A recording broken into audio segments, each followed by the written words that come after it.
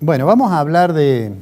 La noticia ayer era, otra vez, el riesgo país a más de 1000 puntos. Vos sabés, yo tengo la impresión que algunos temas, como es el caso del indicador de riesgo país, en realidad generan zozobra sin que se sepa muy bien lo que es. Uno se encuentra con personas que dicen, vio lo del riesgo país, qué problema y demás. Entonces, vamos a hacer un comentario sobre la coyuntura, pero primero quisiera aclarar una vez más qué es lo que es ese indicador que se llama ENVI Plus o ENVI Plus, ¿no?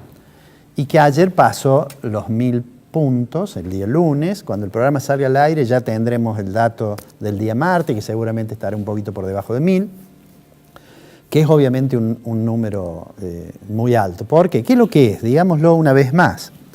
¿Cómo se calcula? Lo calcula una empresa privada que dice, bueno, calcula cuál es la diferencia que hay entre el rendimiento de un bono que se supone no tiene riesgo, que son del Tesoro de los Estados Unidos, y el rendimiento de un bono de un país emergente.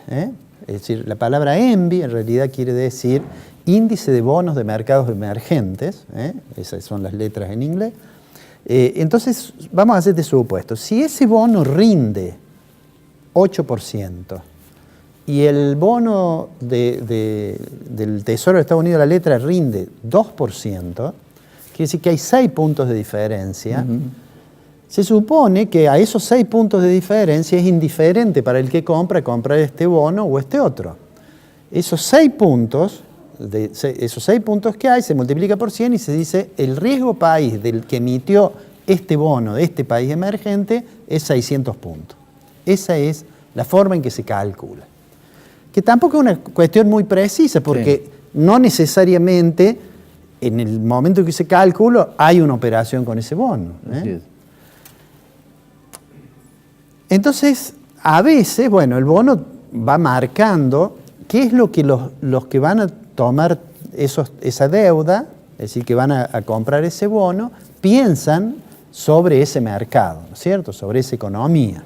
Entonces se dice, si el riesgo país está muy alto, es decir, si hace falta mucha diferencia para persuadir a alguien que compre este bono en lugar de comprar el que no tiene riesgo, quiere decir que la situación de este país está complicada. Eso es lo que miran y eso es lo que determina. Si el bono de la Argentina tiene una diferencia con el bono, con la letra de Estados Unidos, de 10, entonces el índice de riesgo país, el ENVI Plus, va a ser entonces 1000, 10%. ¿Cómo ha sido en los últimos tiempos? Para refrescarnos la memoria, porque a veces uno recuerda la historia económica de los últimos 15 minutos, he hecho un gráfico. No, yo recuerdo lo que siempre decías vos, y lo dijiste hace mucho tiempo atrás, que hace muchos años nos despertábamos pensando, primero, ¿cuánto es el riesgo país? Nadie sabía qué era, pero lo preocupaba el riesgo país. Y después fue el dólar, ahora vuelve a ser el riesgo país. Entonces prendemos a la mañana la radio o el televisor y nos dicen, bueno, hoy ha amanecido claro, la sensación térmica es 12 grados, el riesgo país está en 1088. Pero mire el gráfico, le voy a pedir al director que nos ponga el gráfico. Ese gráfico yo puse ahí desde junio del 2008 hasta junio hasta fin de mayo, ahí acá sobre el terreno, ¿no? Bueno, ese es el dibujito, digamos, ¿no? Si vos te fijas, hubo un momento en que Argentina tenía un riesgo país que estaba cerca de 2000. En realidad, cuando el riesgo país está en esos números tan grandes, ya casi es irrelevante, porque nadie compra un título. Pero bueno, si vos te fijas, después mejoró. ¿La época de la crisis de la 125? Fue, claro, y la crisis de los derivados, todo ese periodo. Bueno. Después ves que bajó el riesgo país por debajo de 500. Y si te fijas en 2011, ahí está el dato, por ejemplo, 31 de octubre del 2011, ves que saltó. Bueno, ahí pusimos la restricción a la compra de moneda extranjera, lo que se empezó a llamar popularmente el cepo. Bueno, subió. Acá está cuando llegó Macri al gobierno, ahí tenés diciembre del 2015, el día 9, el riesgo país estaba de nuevo por debajo de 500, siguió bajando. Y el año pasado, corrida cambiaria mediante, y este año, bueno, ahora está en 1000 o en 980. Sí, varían esos. Claro. hay gente que pregunta por qué si pasó esto con el riesgo país no aumentó el dólar. Que es otro indicador, dice, Claro, cuando claro. las cosas andan mal, la Claro. gente recurre al dólar, ¿no? Claro. Y es porque en realidad lo que se mira, porque puede coincidir a veces, son dos cosas en realidad distintas. Es decir, por un lado, lo que está mirando el que toma un título es decir, bueno, ¿irá a pagar Argentina el título? Ese es el tema. Lo que está mirando el que compre el dólar es, ¿no irá a haber una corrida cambiaria? El cambio de gobierno no significará una devaluación, ese tipo de cosas. ¿No? Sí, es distinto. En realidad, este no es la única medición de riesgo que hay. Hay otras. Probablemente alguno de los televidentes ha escuchado hablar de una cosa que se llama CDS, Credit Default Swaps, que es un seguro por default. Es decir, Sí.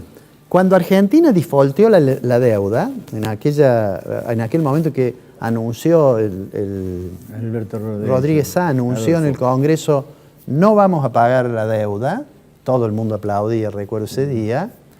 En realidad ese día, aunque venía ya técnicamente en default Argentina, pero ese día muchos tenedores de títulos perdieron mucho porque, bueno, Argentina le había vendido un título que su valor era 100 Y ahora y no de lo repente pagaba. no valía nada y se tenía que vender a algún fondo buitre como bono basura, digamos, ¿no? Claro.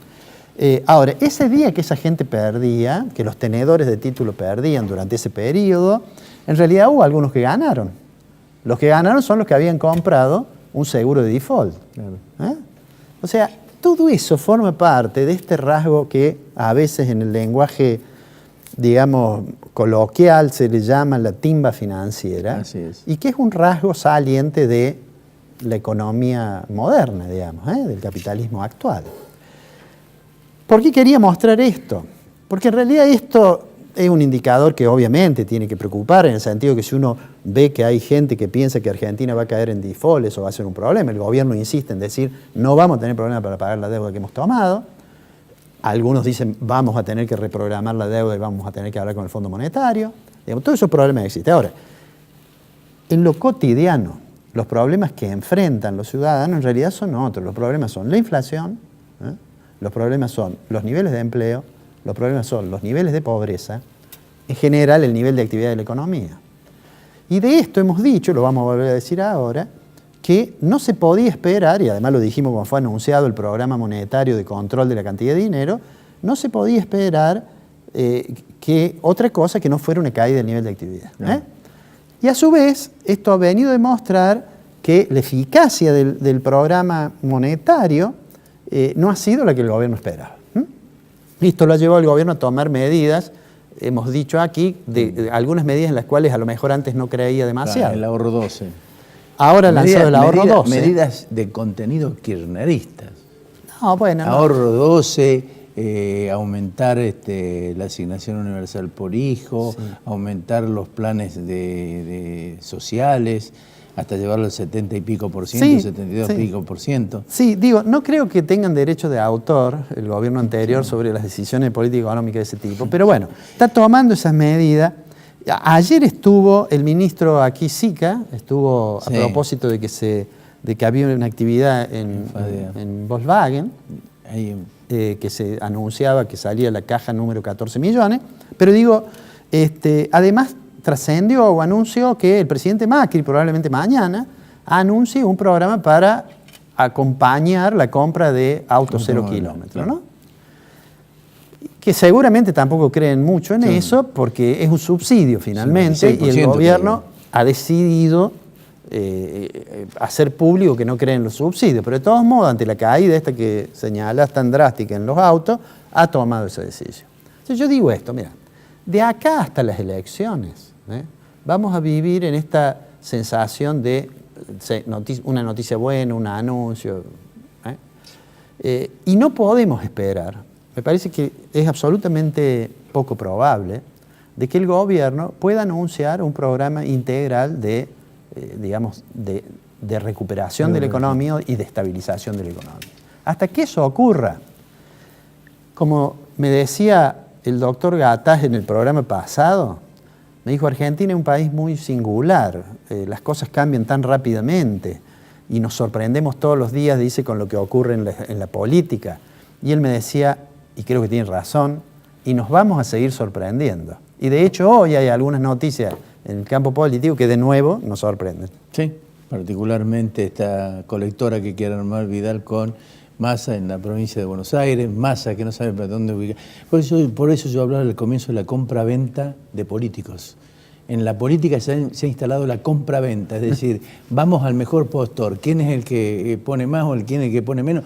Si es más útil o menos útil, pagamos más o menos por ese, pero vení para este lado. Esta es realmente la ridiculez total y absoluta de un país que no tiene absolutamente, en este momento, para mí personalmente, a la deriva. Sí, de todos modos termino con esto, que te lo he comentado, que es de un economista muy conocido que es Mario Blecher. Y que yo te comentaba, estuvo hace 15 días en Córdoba, y en cierta oportunidad me dijo, los optimistas y los pesimistas llegamos al mismo lugar. La diferencia es que los optimistas la pasamos mejor en el trayecto. Así que te invito a que agarremos ese cambio.